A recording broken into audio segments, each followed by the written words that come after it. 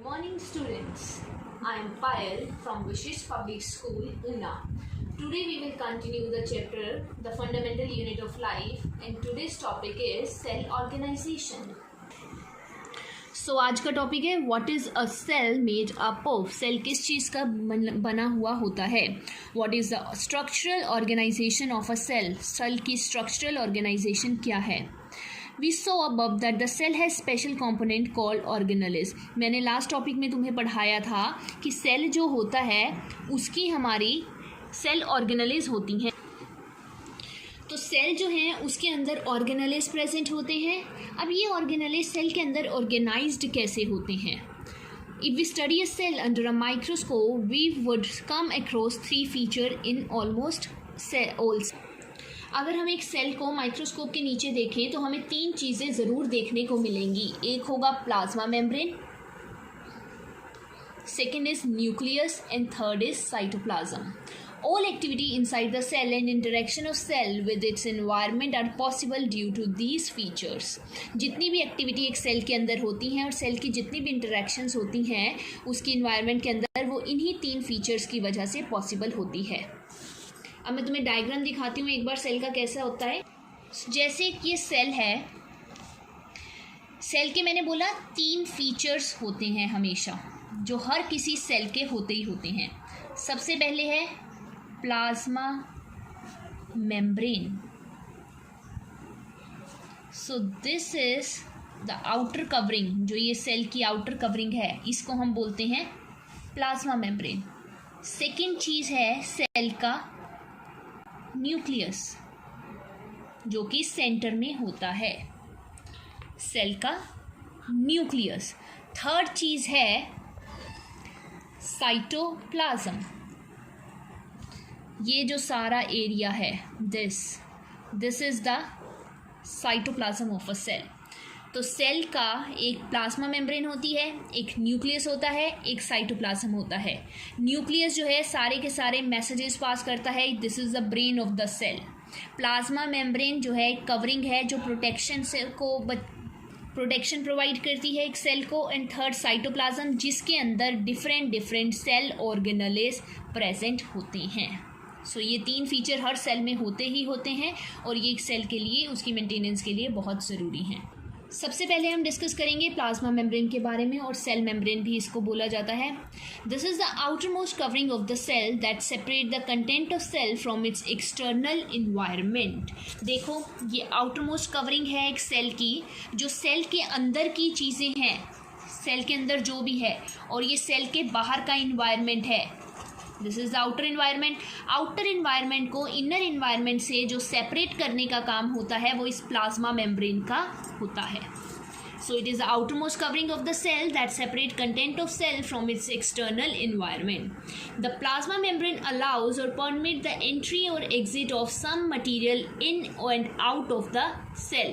तो ये plasma membrane का फंक्शन है जो तुमने याद रखना है. सबसे इम्पोर्टेंट, प्लाज्मा मेम्ब्रेन जो है अलाउ करती है किन्हीं चीज़ों को सेल के अंदर आने देती है और सेल से जो भी चीज़ें बाहर निकलनी है, सेल की एंट्री और एग्जिट का सारा ध्यान, जो भी मटीरियल अंदर आना है और बाहर जाना है वो सारा ध्यान हमारी प्लाज्मा मेम्ब्रेन रखती है.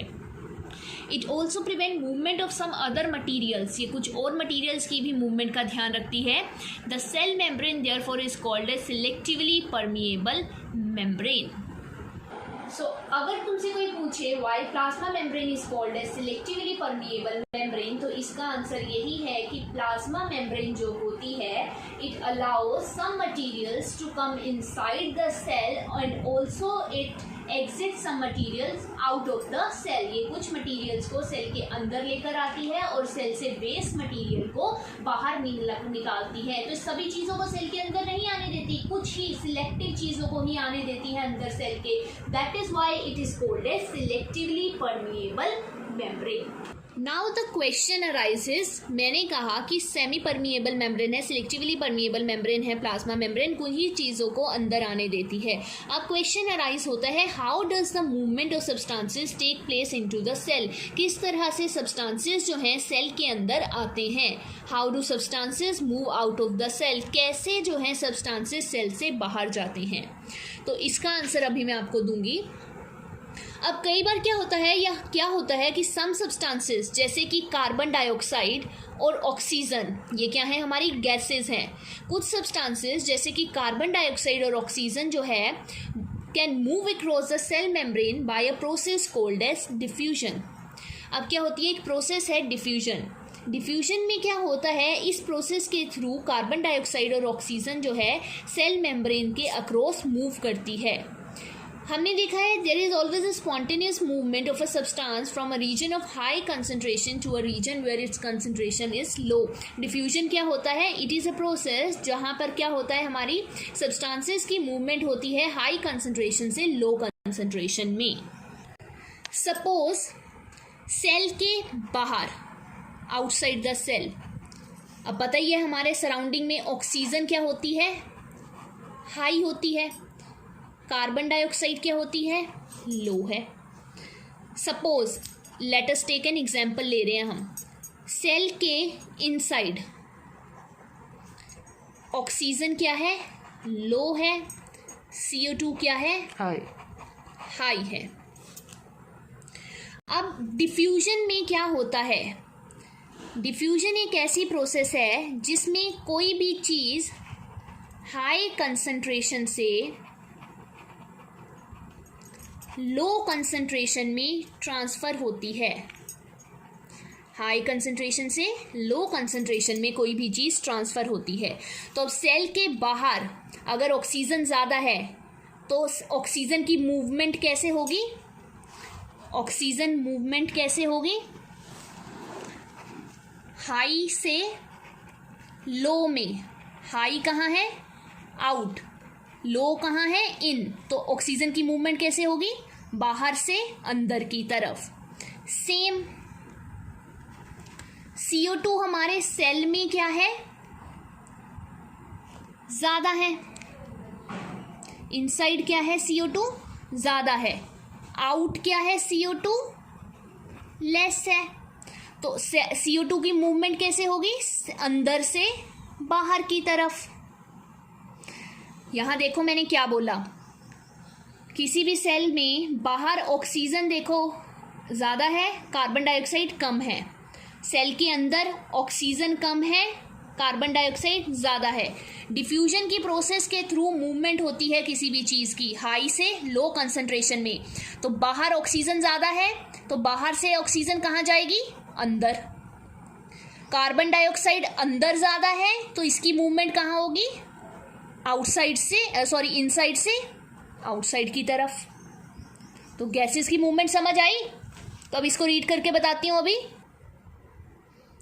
तो हमने बोला डिफ्यूजन एक ऐसी प्रोसेस है जिसमें मूवमेंट होती है सब्सटेंसेस की from a region of high concentration to region where its concentration is low. एक हाई कंसंट्रेशन से लो कंसंट्रेशन में सब्सटेंसेस मूव करके जाते हैं। Something similar to this happen in cells when, for example, some substances like CO2 which is cellular waste, CO2 एक waste है cell का, requires to be excreted out by the cell. तो हमने क्या करना है, कार्बन डाइऑक्साइड को cell से बाहर एक्सक्रीट करना है। सेल के अंदर मैंने बोला CO2 की कंसंट्रेशन क्या है, हाई है inside the cell. In the cell external environment, cell के बाहर वाले एनवायरनमेंट में क्या है, concentration of CO2 is low as compare to that of inside the cell. अंदर CO2 की कंसंट्रेशन ज़्यादा है, बाहर CO2 की कंसंट्रेशन कम है। तो जब भी as soon there is a difference of concentration of CO2 inside and out of the side cell, CO2 moves out of the cell from a region of high concentration to a region of low concentration. अब कहता है जब तक कि ये difference रहेगा कि अंदर CO2 ज़्यादा है बाहर CO2 कम है, एक डिफरेंस क्रिएट हो गया कंसंट्रेशन का। तो ये जो डिफरेंस क्रिएट हुआ है तो इसकी वजह से क्या होगा, कार्बन डाइऑक्साइड सेल से बाहर निकलनी स्टार्ट हो जाएगी। हाई कंसंट्रेशन से लो कंसंट्रेशन में बाहर रिलीज होनी CO2 हो जाएगी by a process known as diffusion. Diffusion process के थ्रू CO2 की कंसंट्रेशन अंदर हाई है, हाई से लो की तरफ वो जानी बाहर निकलनी स्टार्ट हो जाएगी। इसी तरह क्या होता है, oxygen enters the cell oxygen अब अंदर सेल के एंटर करेगी by the process diffusion when the level और concentration of oxygen inside the cell decreases. Cell के अंदर ऑक्सीजन की कंसंट्रेशन कम है तो फिर बाहर से अंदर की तरफ ऑक्सीजन का ट्रांसफर होगा। Thus diffusion play an important role in the gaseous exchange between the cell as well as cell and its external environment. तो डिफ्यूजन एक इंपॉर्टेंट रोल प्ले कर रही है गैसेस को एक्सचेंज करने में बिटवीन सेल्स और सेल और एक्सटर्नल एनवायरनमेंट के बीच में। Water also obey the law of diffusion. Water की मूवमेंट भी डिफ्यूजन के थ्रू ही होती है। The movement of water molecule through such a selectively permeable membrane is called osmosis. Water की मूवमेंट भी एक डिफ्यूजन की प्रोसेस के थ्रू ही होती है, उस प्रोसेस का नाम है ऑस्मोसिस, पर ये एक सिलेक्टिवली परमिएबल मेम्ब्रेन के थ्रू होता है। The movement of water across the plasma membrane is also affected by amount of substances dissolve in water. अब पानी की मूवमेंट जो है प्लाज्मा मेम्ब्रेन के ऊपर, इसके ऊपर भी डिपेंड करती है, इससे भी अफेक्ट करती है कि पानी के अंदर क्या क्या चीज़ें घुली हुई हैं। पानी के अंदर क्या क्या चीज़ें घुली है उस पर डिपेंड करेगा कि पानी अंदर आ रहा है बाहर जा रहा है। Thus, osmosis is the passage of water from a region of high water concentration through a semi-permeable membrane to a region of low water concentration। तो osmosis में क्या होता है, पानी की हमारी मूवमेंट होती है हाई वाटर कंसंट्रेशन जहाँ पर होगी वहाँ से लो कंसंट्रेशन में, बट डिफरेंस क्या है, एक सेमी परमिएबल मेम्ब्रेन बीच में लगी हुई होगी।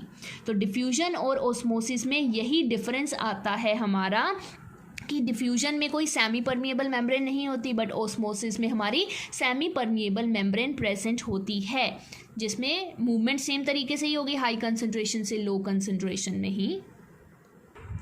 तो मैंने अभी तुम लोगों को क्या समझाया, डिफ्यूजन की प्रोसेस। डिफ्यूजन क्या है, it is a process by which movement of substances take place from high concentration to low concentration. कोई भी सब्सटेंस जो है हाई कंसंट्रेशन से लो कंसंट्रेशन, हाई से लो की तरफ मूव करके जाएगा, हाई से लो।